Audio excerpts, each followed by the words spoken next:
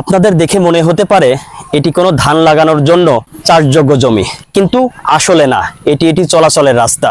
দর্শক, এই মুহূর্তে আমরা আছি ঝিনাইদহের শৈলকুপা উপজেলার ৫ নং কাছেরখোল ইউনিয়নের বোয়ালিয়া মধ্যপাড়া।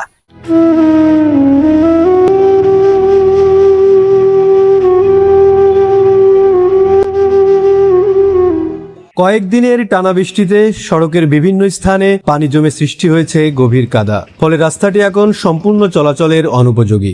এই একটি সড়কের উপর নির্ভরশীল প্রায় ১৫০টি পরিবারের ৫ শতাধিক মানুষ। একই পথ দিয়ে কৃষকেরা মাঠে যান, শিক্ষার্থীরা বিদ্যালয়ে যাতায়াত করে, রোগীদের হাসপাতালে নেওয়া হয় এবং কৃষিপণ্য বাজারে পৌঁছানো হয়। কিন্তু এখন প্রতিটি পদক্ষেপ যেন দুর্ভোগের আরেক নাম। হাটে বাজার যাতে পারিনি, আমাদের এক মন পিস হাটে নিয়ে যেতে পারিনি, আমরা মাঠেতে পা তুলতে পারিনি। আমাদের এক সমস্যা, সবই সমস্যা। ছোট ছোট ছেলে মেয়ে আছে, তারা স্কুলে যাইতে আসতে পারতেছে না, তাদের প্রাইভেট কোচিং সবকিছু বন্ধ হয়ে রয়েছে। কাঁধে কৃষিপণ্য, হাতে শিশু কিংবা অসুস্থ স্বজন, যেই একই পথে নামছেন তাকেই পোহাতে হচ্ছে সীমাহীন ভোগান্তি। কাদা এড়িয়ে চলতে অনেকেই বাড়ির আঙিনা, জমির আইল কিংবা বিকল্প সরু পথ ব্যবহার করছেন। এতে বাড়ছে সময়, কষ্ট এবং দুর্ঘটনার ঝুঁকি।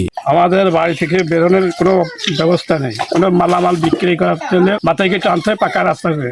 অসুস্থ হলেও জ্বর, কোনো সমস্যা, নানান সমস্যা। এই গাড়ি ঘোড়া, এই যে পাট ধুয়ে নিয়ে আসা, বাড়ি পর্যন্ত আসা যায় না। যাত্রী কোনো বাজার ঘাটে কাদা হাবড়ের জন্য স্যান্ডেল খুলিয়ে তখন ছোট করে যেতে হয়। একটা সাইকেলে চলাচল করতে পারতেছে না, একটা ভ্যানে চলাচল করতে পারতেছে না, একটা অটোয় চলাচল করতে পারতেছে না।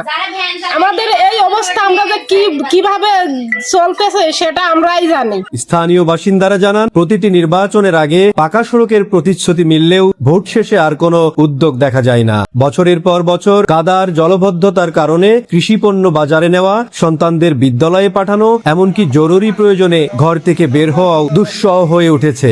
দ্রুত সড়কটি পাকাকরণের দাবি জানিয়েছেন তারা। আমরা যাতে পারছি না, বাড়িতে বাড়াতে পারছি না, আমরা কোনো কিছু করতেই পারতেছি না। সে বাড়ি মিথ্যে যাচ্ছে, মানুষ বাড়ি মিথ্যে জাতি দিচ্ছে না, কত ঝামেলা করতেছে।